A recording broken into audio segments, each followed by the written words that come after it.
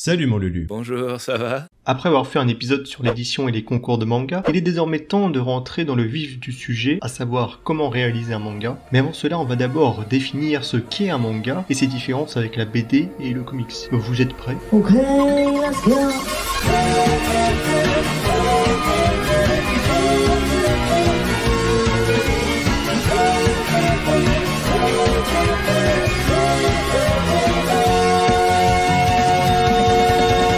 Une bande dessinée est une forme d'expression artistique souvent désignée comme le 9e art, utilisant une juxtaposition d'images, articulée en séquences narratives et le plus souvent accompagnée de textes. Elle se divise en différents sous-genres, 3 principaux avec chacune leur propre spécificité. La bande dessinée franco-belge, le comics et le manga. La bande dessinée franco-belge désigne l'ensemble des styles et des contextes éditoriaux communs aux bandes dessinées d'Europe francophone apparues après la Seconde Guerre mondiale, avec l'émergence en 1946 de la production de bandes dessinées locales, comme le journal de Spirou en France et le journal de Tintin en Belgique. Cette production apparaît comme réponse au comic strip américain qui dominait alors le marché européen. Bordel, ils nous volent notre travail!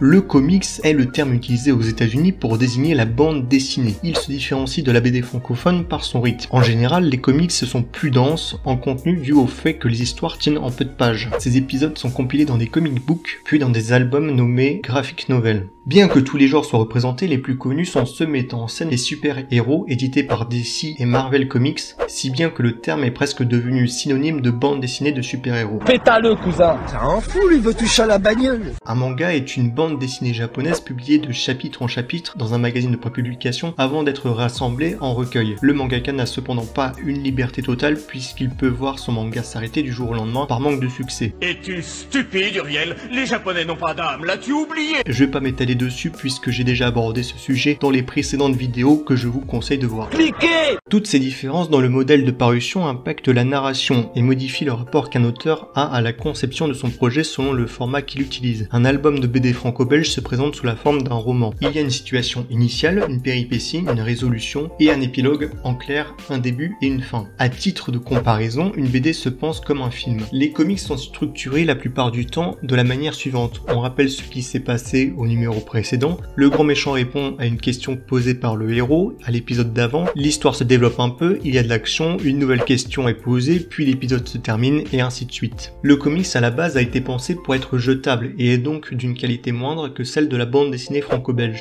Le rythme d'un manga, quant à lui, est similaire aux comics américains, à l'exception qu'une question posée peut parfois se trouver plusieurs chapitres plus tard. Les phases de réflexion peuvent donc être plus longues et le développement des personnages s'étaler sur plusieurs tomes. Un manga se pense donc comme une série. Les codes graphiques sont également très spécifiques, que ce soit le découpage, à l'impression, avec un volume plus petit qu'une BD ou un comics, mais avec plus de pages. De plus, les mangas se lisent de droite à gauche dans la majorité du temps. Avec toutes ces différences, vous devez donc vous questionner sur l'histoire que vous voulez raconter. Doit-elle sortir en un tome complet, comme dans le système de parution française, se présenter plus comme un feuilleton avec un rythme cadencé et qui donc doit paraître de façon régulière, que ce soit hebdomadairement ou mensuellement, ou plus brièvement, qu'est-ce que vous voulez raconter et comment. Enfin, on peut rajouter l'apparition entre 2000 et 2010 de nouveaux acteurs sur le marché de la BD avec la démocratisation du numérique, que ce soit de la production avec les logiciels ou la vente avec les différentes plateformes de partage en ligne. Cependant, un effet indésirable apparaît au même moment, à savoir les scans, une pratique illégale qui consiste à partager les mangas traduits gratuitement, mais qui en contrepartie fait sortir certaines œuvres de l'ombre. Par exemple, si Kingdom n'avait pas une aussi grosse fanbase, pas sûr que l'on aurait eu le droit à la version papier en France.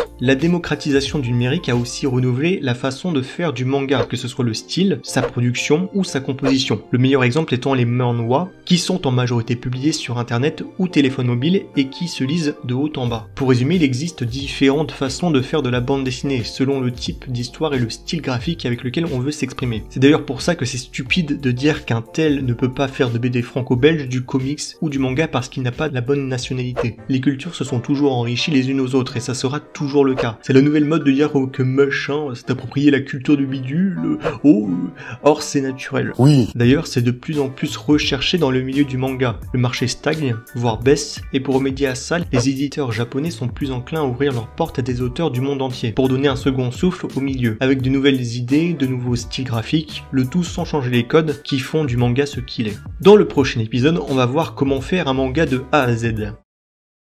Bisous.